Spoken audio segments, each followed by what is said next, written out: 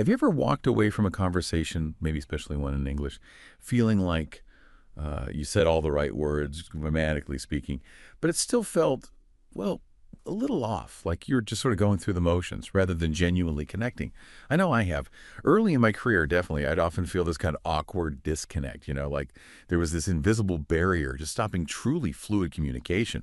Maybe you understood the vocabulary, you knew the grammar rules, but there was still this, I don't know, stiff, unnatural rhythm to your speech. It's a common experience, I think. So today we are taking a profound deep dive into something incredibly transformative. It's the subtle yet really immense power of specific, seemingly simple phrases. Phrases that can radically change not just what you communicate, but how you communicate. And these aren't just, polite niceties. They're the secret sauce, really, to sounding not merely correct, but genuinely confident, natural, and truly fluent. It's about finding that effortless conversational rhythm, that sort of unspoken understanding that makes interactions just flow. That's precisely it. Yeah, because, as fascinating as grammar and vocabulary are, language is so much more than just a logical assembly of words. It really is. It's profoundly about social nuance, right? The subtle cues we send and receive, and the underlying, almost musical flow of conversation. That's what genuinely allows for connection and empathy and, well, deeper understanding. Our source for this deep dive, Everyday English, Phrases for Confident Conversations, is honestly a treasure trove of these often overlooked linguistic tools. It's fantastic. So our mission today is to meticulously extract the most potent nuggets from this remarkable resource. The phrases that, when you really understand them and, masterfully employ them, can immediately elevate your speaking skills. Think of it as a significant shortcut, a shortcut to that elusive conversational confidence you might have been seeking. And as we navigate through these examples, I really want you, our listener, to consider just how sophisticated these seemingly simple phrases actually are. They're not just words. They are finely tuned instruments for successful social interaction and incredibly effective communication. They're working beneath the surface to build bridges. Absolutely building bridges. I like that.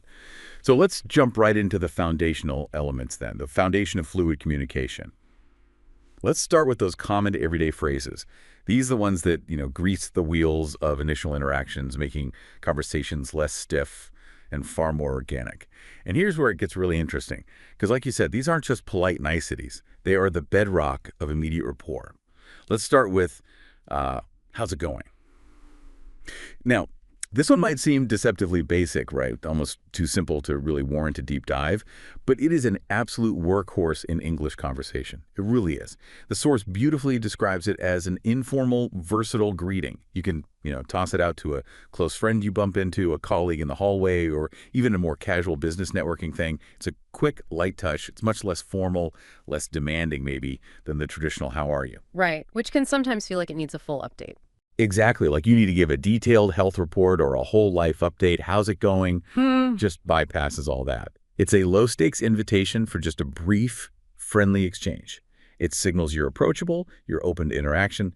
It's essentially a verbal handshake, an open-door policy for just casual rapport. Yeah, and what's truly insightful about how's it going is that it operates less as a request for information, like you said, and more as an act of phatic communion. It's a term linguists use basically for language that's not about conveying facts, but about establishing or maintaining social connection. It's like verbal grooming, if you will. Verbal grooming, okay. It's a ritualistic opening, right? It signals safety, social bonding, a kind of shared cultural understanding. So by using it, you're not just saying hello, you're subtly communicating, hey, I'm part of this social fabric. I get the unwritten rules of informal engagement. And missing this step, this subtle but crucial step, maybe by just jumping straight into a topic, well, it can inadvertently signal a bit of emotional distance or even just unfamiliarity with social norms. It can create this almost invisible barrier right from the start. It's about building that emotional baseline before you dive into any actual content. That's a fantastic point about phatic community. Yeah, it's not really about the answer, is it? It's about the connection. And building on that initial rapport, we have, what have you been up to? Now, this isn't just a generic question to fill silence. Our source highlights its use for genuinely asking about someone's recent activities or projects. But its power, I think, lies in its implied invitation. It opens the door for the other person to share something personal, something they're passionate about, or just, what's been occupying their time. Think about it. It invites a story, right, on a narrative, not just a one-word answer like fine or oh, nothing much. Right, which are conversational dead ends sometimes. Exactly. It contrasts sharply with really generic small talk, like, I don't know, commenting on the weather, because it actively seeks a bit more depth, a connection. It's an authentic invitation to share. It shows you're not just making conversation for the sake of it, but that you might actually care about what's happening in their world. And if we connect this to the broader concept of building genuine relationships in conversation, well, phrases like, what have you been up to, are incredibly powerful. They don't just let you quickly establish rapport, they signal a real willingness to engage beyond those surface level pleasantries. It demonstrates an authentic interest in the other person's life and experiences, which is just fundamental. It's a building block of trust and friendship. The implication of not using these types of inviting phrases or, similar open-ended questions can inadvertently make a speaker sound a bit abrupt, maybe self-centered, or just less engaged. Yeah, maybe disinterested even. Exactly. It can even suggest a lack of curiosity about the other person, which, definitely hinders deeper connection. These phrases are fundamental for establishing and maintaining meaningful human connection, moving beyond just politeness to real interest. Okay, then there are the vital phrases that signal understanding. These act as verbal confirmations that you're tracking the conversation, that you're following along. First up, that makes sense. Our source succinctly tells us this is for when you agree with or you comprehend someone's explanation. It's incredibly simple, isn't it? But profoundly effective. It's non-confrontational, and crucially, it immediately validates the speaker. It shows them their point has landed, their explanation resonated, and you're both on the same wavelength. It's a verbal nod of comprehension and approval, basically. In a meeting, for instance, if someone explains a complex process saying that makes sense, stops them feeling like they need to explain it all over again. Right. Saves time, too. Yeah. Ensures efficiency, mutual clarity. It's about confirming you're on the same page, preventing that unnecessary repetition, and fostering a sense of shared understanding. And very closely related, but with a subtle yet important distinction, is I see what you mean. While it's similar to that makes sense, this phrase is specifically tailored for when you understand someone's point or their perspective, especially when that perspective might be nuanced or subjective, or even when you don't entirely agree with. Ah, okay. So it's not necessarily agreement, just comprehension. Exactly. It's a hallmark of active listening. It indicates you've processed their viewpoint, acknowledged their reasoning, grasped the deeper implications, even if you don't necessarily concur. Think of it as saying, okay, I understand the logic behind your argument, even if my conclusion might be different. Mm. For instance, if a colleague is explaining, I don't know, a difficult client's demands, you may say, I see what you mean. That's a tricky situation. It shows profound comprehension, acknowledging their line of reasoning, validating their emotional landscape too, not just the facts. What's truly fascinating here is how these phrases, that makes sense and I see what you mean, function as incredibly efficient, really powerful conversational feedback loops. They aren't just pleasantries. They are essential signals to the speaker that their message has been successfully received, processed, and understood, which is huge. In our information-dense world, where, let's face it, miscommunication is rife, these simple affirmations prevent misunderstandings from festering. Yeah, they nip it in the bud. Precisely. They encourage the speaker to continue sharing, knowing they're being followed, and they foster a more open, transparent, and effective dialogue. The absence of such signals, well, that can leave a speaker feeling unheard, which leads to frustration, or maybe the belief that they just need to repeat themselves over and over. They are foundational for building empathy and mutual respect in a conversation, making sure both parties feel heard and validated. Okay, and what about those moments, we've all been there, when you're unexpectedly put on the spot? You desperately need a second to gather your thoughts, right? Formulate a coherent response. But you absolutely don't want to just sit there in that awkward silence. The worst. Right. That's where, well, if we think about that, comes in as a kind of strategic verbal pause. Yeah. Our source pinpoints its utility when you need a moment to respond. But it's far more than just a time-buying mechanism. It's a powerful tool that does it with incredible politeness and grace. Compared to an uncomfortable silence, or maybe a rushed, ill-considered answer, or even just a long, this phrase exudes professionalism, thoughtfulness. It tells the other person, look, your question is important, and I want to give it the attention it deserves by formulating a considered, accurate response. It shows you're taking their query seriously, not just stalling. It's a sign of a thoughtful response coming, indicating careful consideration rather than hesitation, or worse, unpreparedness. Yeah, and from a psychological perspective, let me think about that. Doesn't just buy you time, it communicates respect. Respect for both the question and the questioner. It's a highly effective way to manage expectations within a conversation. It signals that a thoughtful, well-formulated response is forthcoming. And this often significantly enhances the perceived credibility and professionalism of the speaker. Instead of appearing hesitant, you appear deliberate, careful. Right, there's a big difference. Huge difference. It helps you avoid that common pitfall of just rambling or providing a half-baked answer, which can really undermine your authority.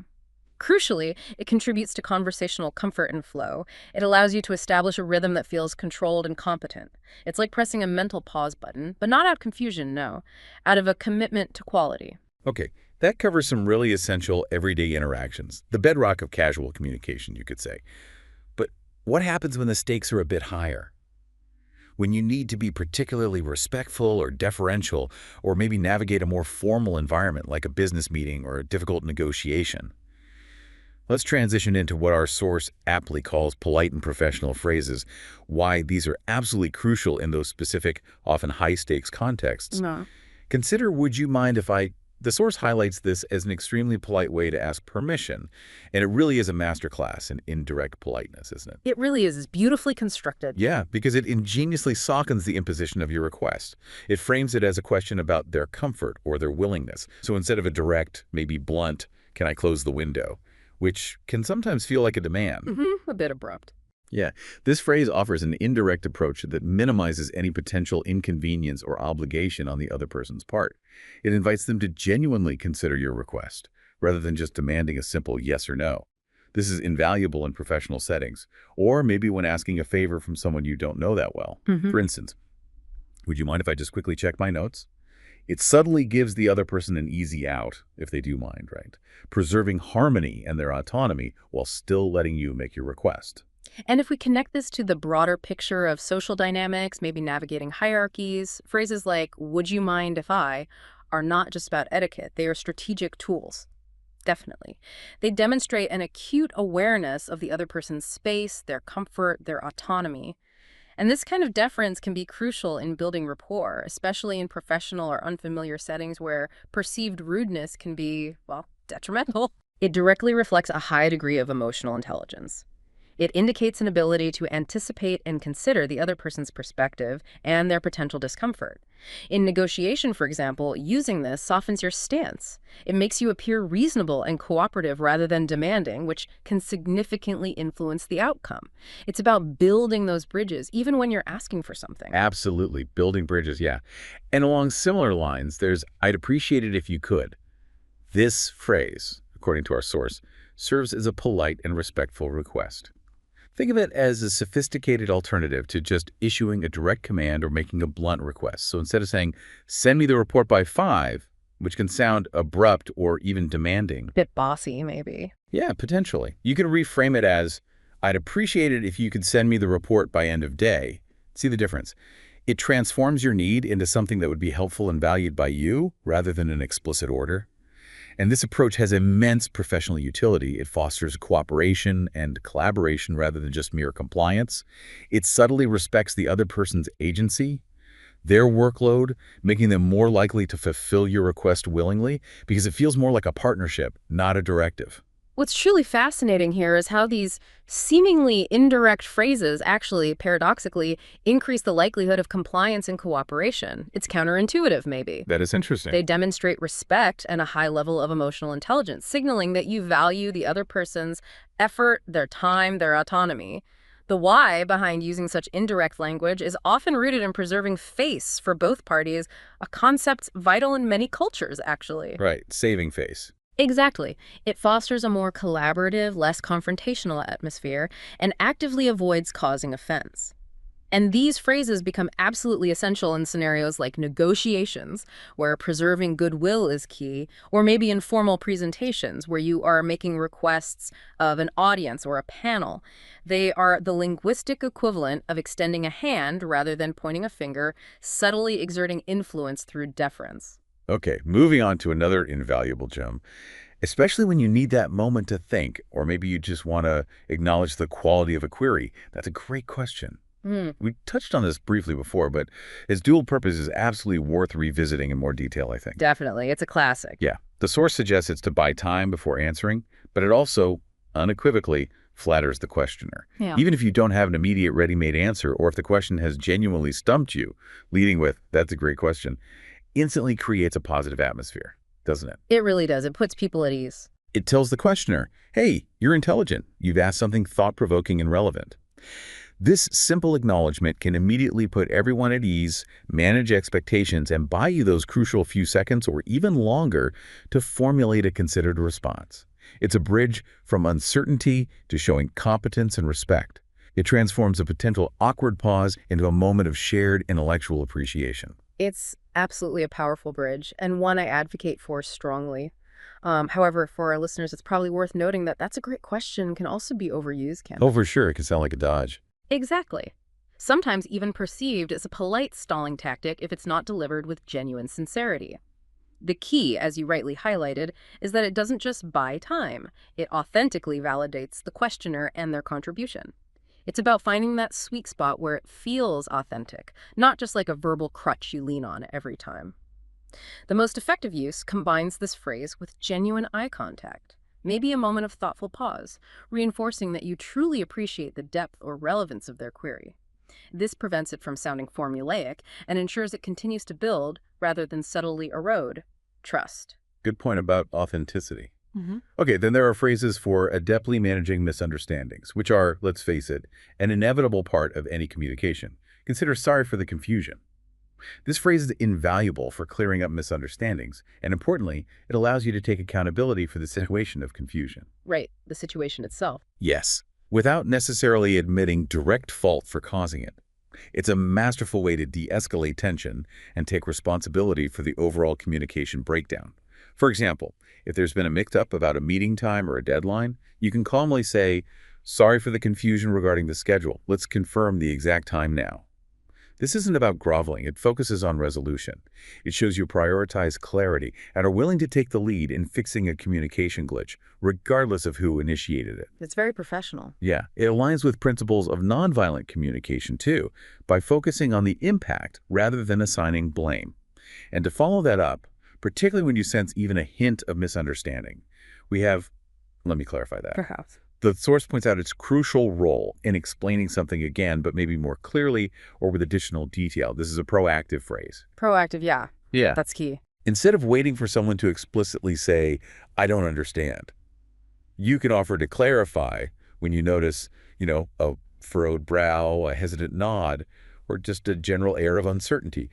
It shows you're highly attuned to your listener's comprehension and that you're committed to mutual understanding. Which people really appreciate. Definitely. It signals a willingness to put in the extra effort to ensure your message is crystal clear.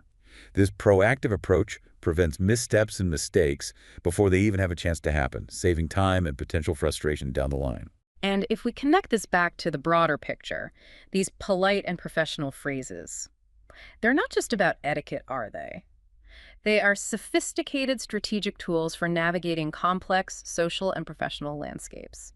They demonstrate a high level of respect, self-awareness, and emotional intelligence, all vital for building strong relationships and achieving desired outcomes. The why behind using such indirect or clarifying language is often rooted in preserving dignity for all parties involved, fostering cooperation, and actively avoiding offense. Consider scenarios where these phrases become absolutely essential in high-stakes negotiations where every single word matters, during formal presentations where clarity is paramount, or maybe when addressing sensitive topics where misinterpretation could lead to significant negative consequences. Yeah, the fallout could be huge. Exactly. They are the scaffolding that supports robust, respectful communication. They lead to smoother interactions and ultimately more effective and harmonious outcomes. Okay, so far we've talked about how to initiate conversations and how to handle those more formal or delicate settings. Great stuff. Now let's navigate the actual flow of conversation, those moments when your brain needs just a beat to catch up to your mouth, maybe, or when you're formulating a nuanced answer.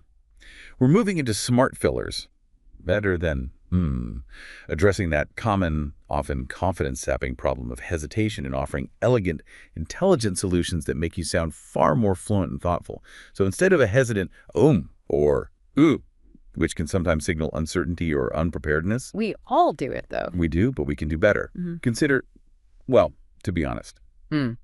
the source notes this is particularly useful when you're preparing to give a candid opinion or maybe a more complex, perhaps slightly uncomfortable answer. It's a strong conversational signal, isn't it? It tells the listener, okay, I'm about to give you my genuine, perhaps unvarnished perspective. It does. It sets an expectation of sincerity and maybe a deeper level of engagement, preparing them for something that might be a bit more direct or nuanced than general small talk. For example, if asked, are you happy with the project's progress? And you have reservations, you might say, well, to be honest, I'm concerned about the timeline for phase 2. It creates an immediate expectation of candor and thoughtfulness, not hesitation. And this raises an important question about how these phrases genuinely enhance perceived fluency and confidence. Well, to be honest, isn't just a filler, it's a verbal cue. It signals a deliberate shift in tone or content, indicating a forthcoming candid or complex thought. These smart fillers are crucial because they prevent that dreaded dead air, which can make a speaker seem unsure or lost for words. Right, makes you look like you're struggling. Exactly. Instead, they signal that you are actively engaged, still processing, and diligently formulating a thoughtful response. They are very much a part of natural, native-like speech. They distinguish a fluid, considered rhythm from a more stilted or halting delivery. They're like mental signposts, indicating that your brain is actively working, not just idling. Then there's, actually, I think, this phrase is remarkably versatile. It's excellent for introducing a personal thought or maybe offering a slight correction or clarification. It carries a sort of soft but confident tone, allowing for a gentle interjection. For instance, if someone states a fact and you have a slightly different perspective or maybe a piece of updated information, you can say, actually, I think the meeting starts at 2.30, not 2.00 based on the last email. Gentle correction, yeah. Yeah. It allows you to interject your viewpoint respectfully without being confrontational or appearing to contradict forcefully. It signals a gentle clarification, a nuanced personal contribution, or maybe the introduction of a new angle for consideration, all while maintaining a collaborative tone. And for those incredibly quick-thinking moments where you just need a brief mental breath, we have, let's see, this is a wonderfully simple, unobtrusive, and highly effective way to buy a second or two while you're thinking, recalling a specific piece of information, or maybe calculating something in your head. Just a little pause. Exactly. Instead of a blank stare or a noticeable, or fumbling for words, let's see, fills that brief gap naturally. It's concise, universally understood as, okay, I'm processing this, and sounds far more engaged and prepared than silence. It's less about expressing uncertainty and more about active retrieval, like your brain is just buffering for a moment to load the right data.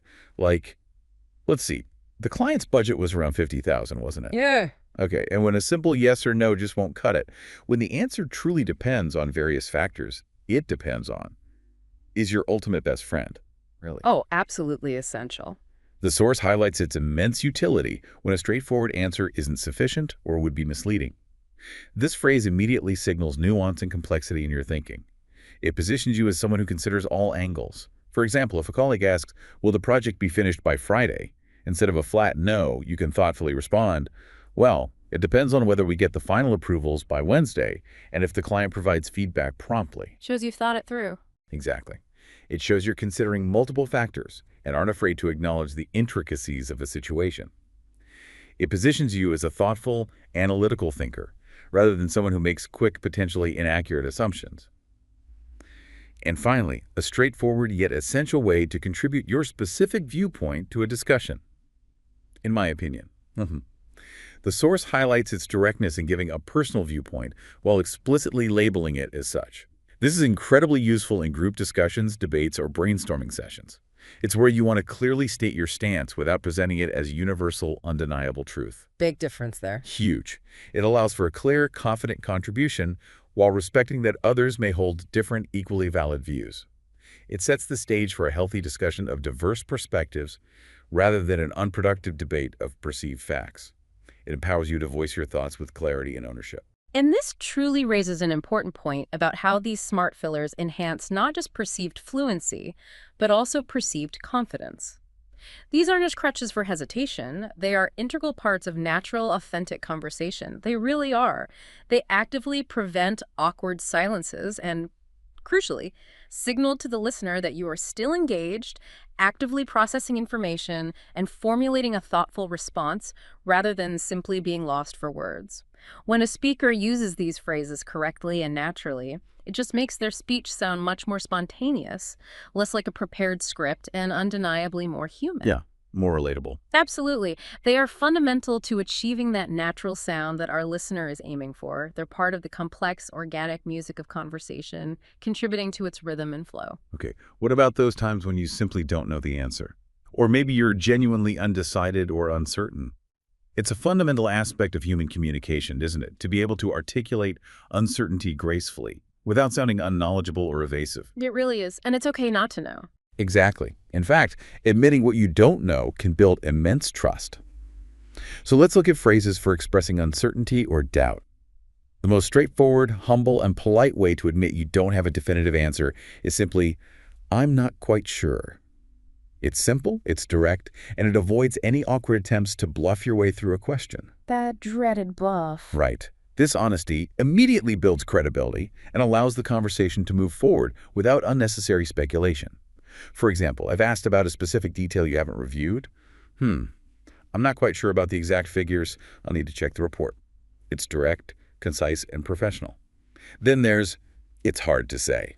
This phrase is used specifically when a definitive answer is genuinely difficult to provide, perhaps because the situation is complex, the outcome is highly unpredictable, or there are just too many variables at play. Like predicting the future sometimes. Exactly, like will the market recover next quarter after these policy changes? Well, it's hard to say. There are so many economic and political variables at play. It communicates the inherent difficulty of the question itself, rather than a personal lack of knowledge. It shows you understand the complexity involved. And closely related to that is, that's a tough one. This is your go-to when someone throws a real curveball, right? A truly challenging or intricate question. Imagine a board meeting and someone asks, "How quickly can we pivot our entire Q3 strategy given the new competitor?" Whoa. Yeah, that's a big question. Instead of a blank stare or a fumbled answer, you can respond, that's a tough one. There are a lot of moving parts and dependencies to consider. It immediately communicates, okay, I've registered the complexity of your question and I'm treating it seriously. It buys you valuable seconds to think or signals that a quick, simple answer just isn't feasible. It shows you've registered the difficulty and that your eventual answer will be thoughtfully considered. Now, here's an interesting idiomatic expression that paints a vivid picture. I'm on the fence about that. Love this one. Yeah, it's great. The source explains this as being undecided or neutral on a topic. Think of it visually. You're literally sitting on a fence, not having committed to one side or the other in an argument or decision. It's a very natural and common way to express indecision or neutrality in English. It implies you see merits in both sides of an argument. Or perhaps you haven't fully made up your mind due to incomplete information or maybe conflicting data. For example, are you voting for candidate A or B? Honestly, I'm on the fence about that. Both have strong points and some drawbacks. Okay. And finally, a more nuanced expression of doubt or perhaps partial disagreement. Maybe. But I'm not convinced. This indicates openness to an idea, a willingness to consider it, but also a clear need for more information, more evidence, or further persuasion. So it keeps the door open a crack. Exactly. It's not an outright rejection. Instead, it's an invitation for further discussion or supporting evidence. It shows you're open-minded, intellectually honest, but you require more compelling arguments or data to fully commit. Like, the new marketing strategy sounds promising maybe, but I'm not convinced it will reach our target demographic effectively. Can you show me the research? What's truly fascinating here, I think, is how these phrases allow for immense intellectual honesty. They help speakers avoid that trap of bluffing or making uninformed, potentially damaging statements. By gracefully expressing uncertainty, you don't diminish your credibility. In fact, you often build immense trust. People appreciate honesty. And this connects directly to critical thinking. Acknowledging the limits of one's own knowledge is actually a sign of intellectual maturity. It really is. It encourages further discussion, maybe a deeper dive into the topic, and often invites others to contribute what they know. In professional settings, this is invaluable. It prevents misdirection, avoids hasty decisions based on incomplete information, and ensures that solutions are based on accurate rather than assumed data. It's a sign of profound confidence and integrity, actually, to admit what you genuinely don't know. That's a critical point. The strength in acknowledging uncertainty. It's not weakness. And speaking of clarity, sometimes the problem isn't what you're saying, but rather your understanding of what they're saying. Or more accurately, just ensuring mutual understanding. This brings us to asking for clarification, the absolute necessity of ensuring you are both on the same page in any conversation, preventing miscommunication before it takes root. The most direct and universally useful tool here is, what do you mean by that? This is essential for understanding specific terms, ambiguous statements, or maybe when someone uses jargon or an acronym you're unfamiliar with. Happens all the time. All the time. It gets right to the heart of the matter and demands precision from the speaker. It's straightforward, efficient, and ensures you're not making assumptions. For instance, if a colleague says, we need to operationalize this energy, you can politely ask, okay, what do you mean by operationalize this energy? Please tell me. Right. It's about getting to the true intent behind the words. For more complex concepts or explanations that feel a bit abstract, you might use, could you explain that a bit more? This is a polite, open-ended request for elaboration. It signals that while you're trying your best to understand, you need a deeper dive or maybe more concrete examples of the concept. Doesn't sound accusatory. No, exactly. It puts the onus on the speaker to provide more detail and context without making them feel inadequate or that their initial explanation was poor. It's a gentle way to say, help me understand better. Now, if you're generally lost in a narrative or explanation but don't want to blame the speaker or seem confrontational, I'm not sure I follow you, is a wonderfully polite and sort of self-effacing admission of confusion. Takes the responsibility on yourself. Yeah.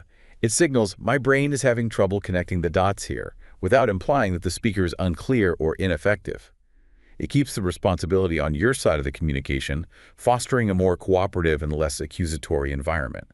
You're basically inviting them to guide you back onto the path. When the original phrasing itself was unclear, perhaps too convoluted or simply confusing, can you say that in another way, is incredibly useful. This acknowledges that perhaps the chosen words weren't the most effective for comprehension, and implicitly invites the speaker to rephrase their statement for better understanding.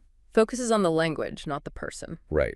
It's a gentle nudge for linguistic variety and a clearer articulation, focusing on the message's delivery rather than the content itself. Like, I heard what you said, but I'm having trouble grasping it. Can you say that in another way? And finally, a truly crucial technique for preventing miscommunication and ensuring robust understanding. So what you're saying is, Yes.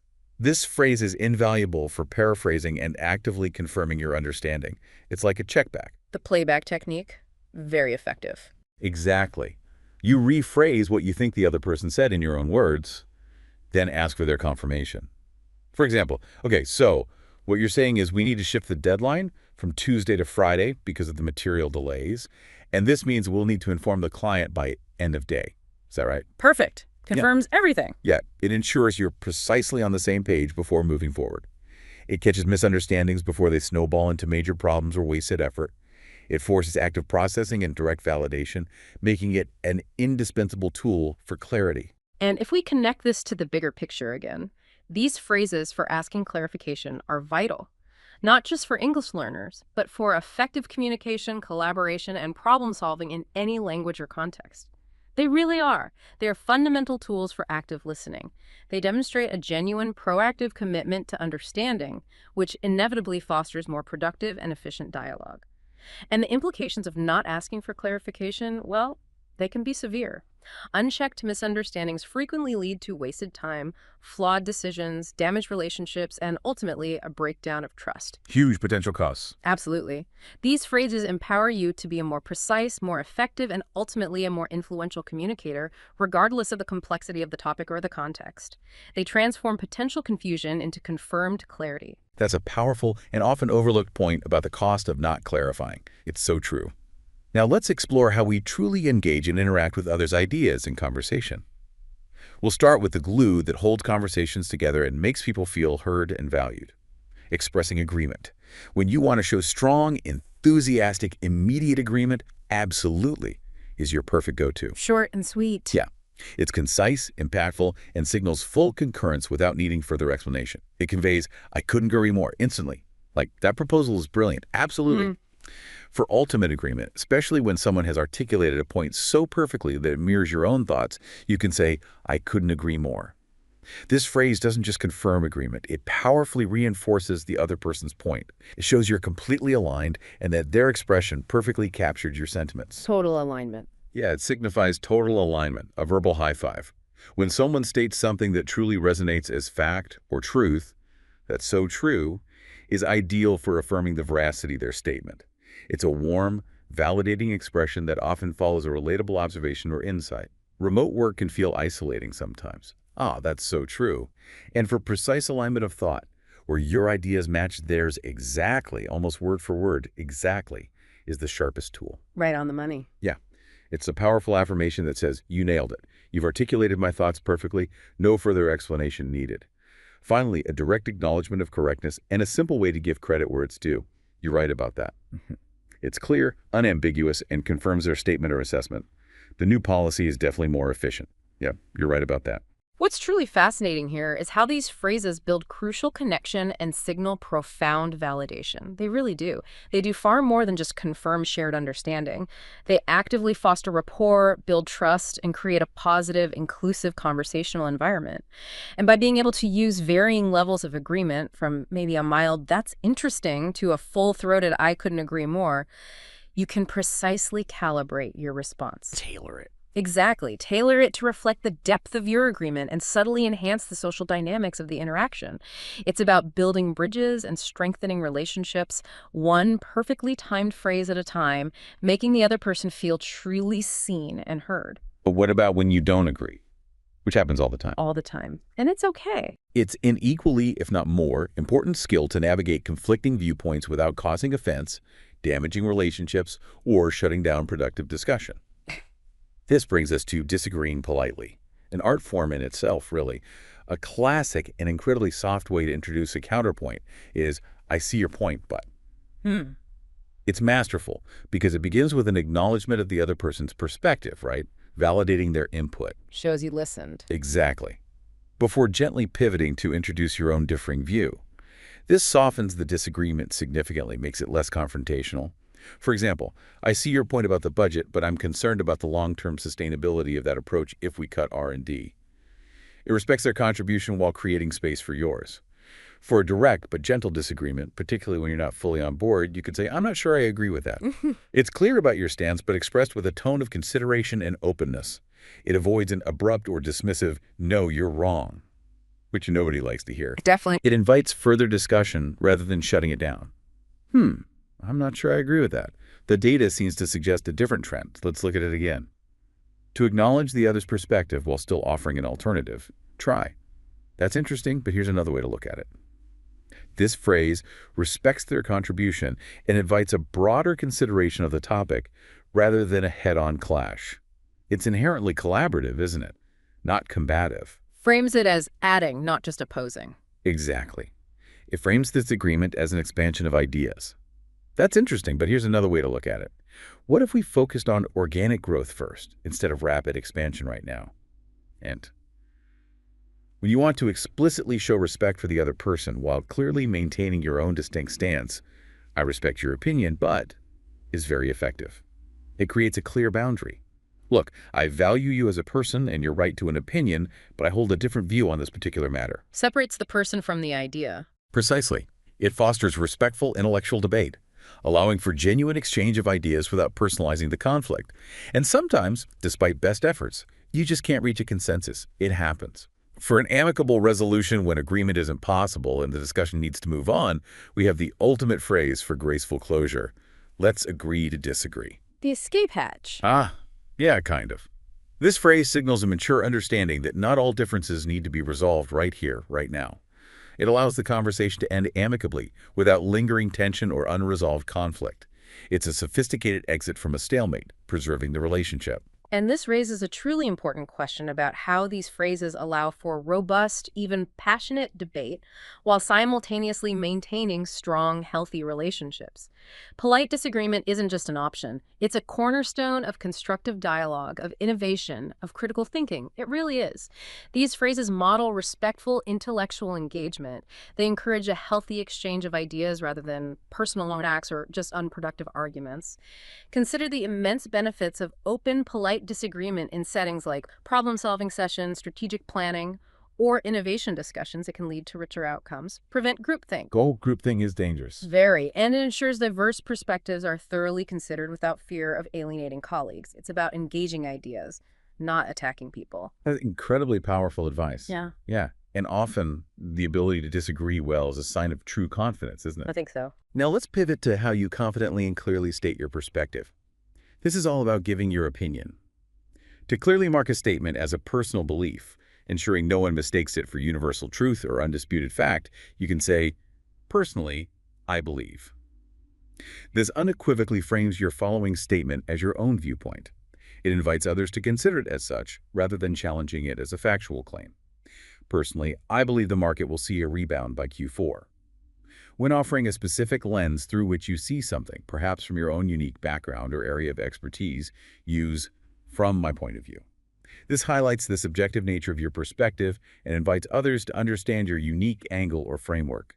It emphasizes that this is your particular interpretation or take. Similar to, in my opinion, as far as I'm concerned, signals a personal take, often conveying a slightly stronger or perhaps more definitive personal stance on a matter. A bit more assertive, maybe. Yeah, perhaps. It's frequently used when you're about to state a firm opinion, almost as if saying, okay, this is where I stand on this issue. Like, as far as I'm concerned, the new policy is a step in the right direction. For a less formal, more conversational way to introduce an opinion or assessment, particularly a casual observation or thought, we have "I'd say that." It feels relaxed and approachable, often leading into a more nuanced or tentative viewpoint. "I'd say that the team's morale has really improved recently." And to truly ground an opinion in your personal history, practical application, or direct observation, adding significant weight and credibility, you can use "in my experience." This one carries weight.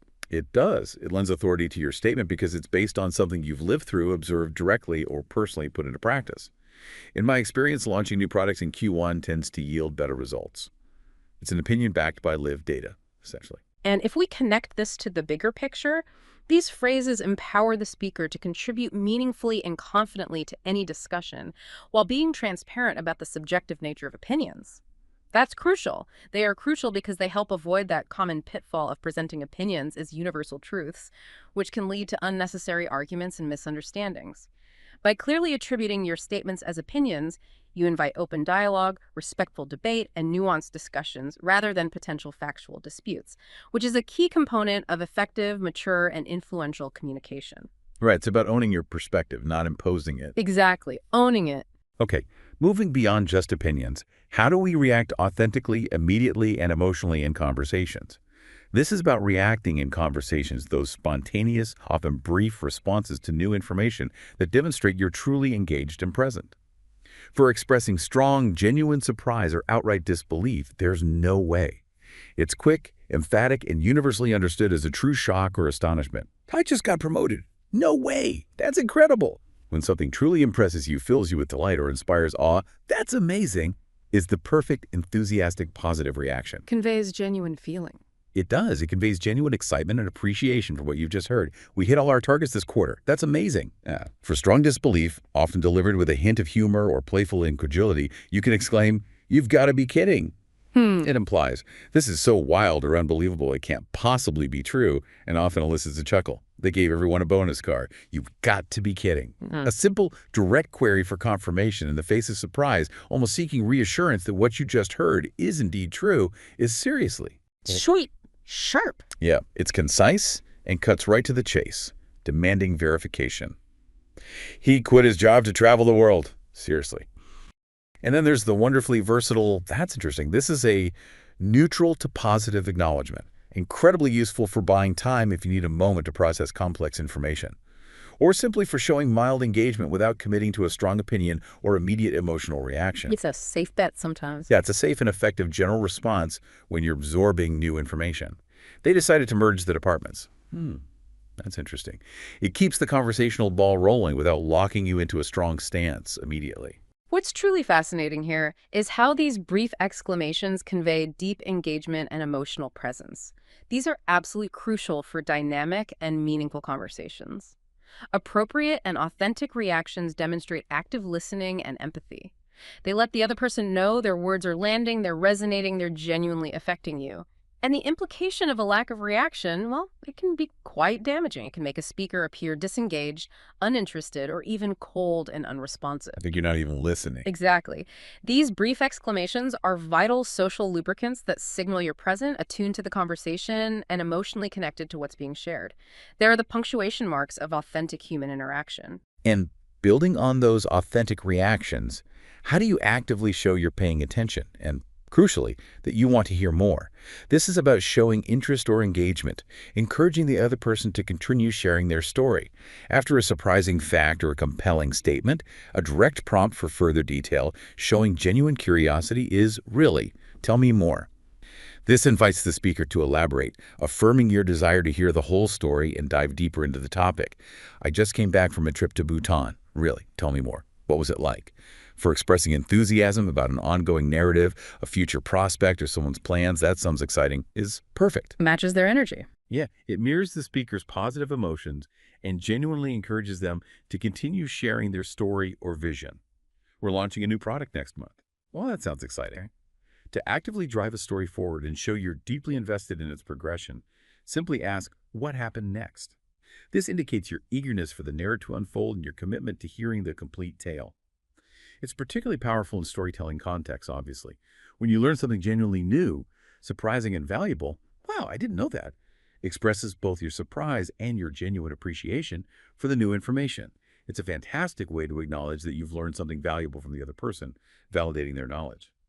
The average person walks the equivalent of 5 times around the earth in a lifetime. Wow, I didn't know that. That's incredible. And finally, a clear, warm indication of your sustained desire for more information. I'd love to hear more about it. This is a polite and enthusiastic invitation for the other person to share further details, showing genuine, sustained interest beyond just a fleeting moment of curiosity. You mentioned your research on sustainable energy.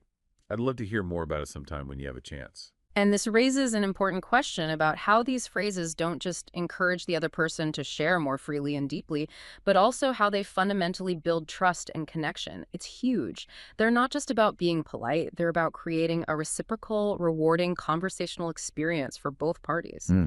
By demonstrating active and sustained interest, you create a safe, inviting, and encouraging space for the other person to open up, maybe share vulnerabilities, reveal deeper insights. Makes them feel comfortable. Exactly. These phrases reflect genuine curiosity and embody a learner's mindset, which is incredibly attractive and effective in any social, academic, or professional interaction. They signal that you value their contribution and are truly invested in the dialogue. We've covered a tremendous amount of ground today, haven't we? From initial greetings to nuanced reactions and expressing agreement or doubt. Fantastic. Now, let's talk about steering and concluding. Mastering conversational navigation. First up, those clever techniques for making conversations flow smoothly from one point to another, like a well-guided ship. When you want to introduce a new, often slightly unrelated topic smoothly, or perhaps return to something you remembered earlier, by the way, is your phrase. It's like a soft verbal cue, signaling that you're about to shift gears or introduce an aside. It allows the listener to prepare for a different subject without feeling jarred. A gentle turn signal. Yeah. Like, I was just thinking about that report. Oh, by the way, have you heard about the new coffee shop downtown? Their lattes are amazing. It's the equivalent of a thoughtful tangent. And what's truly fascinating here is how these phrases act like verbal cues or signposts, basically providing a conversational GPS for the listener. By the way, is a masterclass in conversational transition because it helps the listener avoid cognitive overload.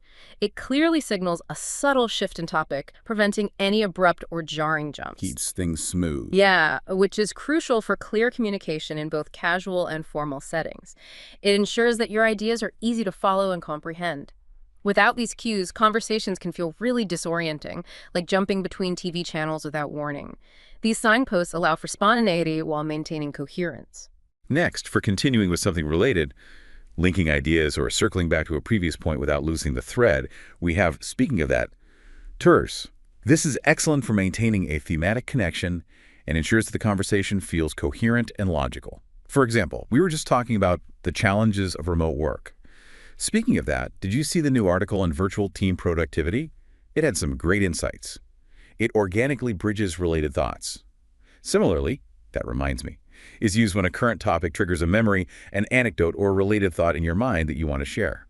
It's a wonderfully natural way to introduce a relevant piece of information that just popped into your head. Feels very spontaneous. Totally. You mentioned the conference next month? Oh, that reminds me. I still need to register. Thanks for the reminder. It feels authentic and spontaneous. When you have exciting news, something truly surprising or impactful, and you want to grab attention immediately before delivering the punchline, guess what? Is an attention-grabbing opener. It creates anticipation and invites the listener to lean in and engage with your upcoming revelation. It's playful and engaging, like a little drum roll before a big reveal. Guess what? I finally finished writing my novel. And then there's the essential, long story short. This phrase is invaluable for summarizing quickly, especially when you realize you've been rambling a bit or explaining something complex that has many twists and turns. A conversational lifesaver sometimes. Definitely. It shows respect for the listener's time, promising to get to the main point efficiently. It's a lifesaver in anecdote-heavy conversations or when you just need to cut to the chase.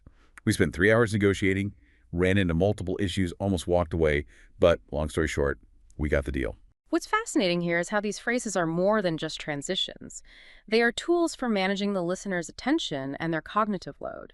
They're essential for conversational signposting, allowing for smooth transitions and preventing abrupt topic changes that can disorient a listener. And this connects directly to the listener's desire for clear structure and avoiding information overload. These phrases provide that structure implicitly, making complex or winding conversations feel effortless. Guides them through it. Exactly. Their proper use demonstrates not just fluency, but also a profound awareness of the listener's experience, making for a much more pleasant, effective, and coherent exchange. They are about guiding the conversational journey. Okay, now let's look at phrases for initiating joint actions or considerations, that collaborative language for moving forward together. These are all about making suggestions. A very common, inclusive, and inviting way to suggest an action or a plan is, how about we? It's open-ended and inherently invites collaboration, making the other person feel part of the decision. It's getting late. How about we grab coffee after the meeting to discuss this further? Sounds collaborative. Yeah, it's a soft, welcoming proposal that subtly encourages agreement. To suggest an experiment, an alternative approach, or maybe a different strategy, use, why don't we try? This phrase is great for problem-solving sessions, brainstorming, or when you want to explore different options without being prescriptive. This current approach isn't working. Why don't we try presenting it from a different angle this time, focusing on the customer benefits? This opens up possibilities. Yeah, it's a gentle push towards a new method, inviting participation. For a more formal, deliberative way of proposing an idea for discussion or serious consideration, there's let's consider. This signals a thoughtful, deliberate approach to a topic, inviting a deeper dive into the implications.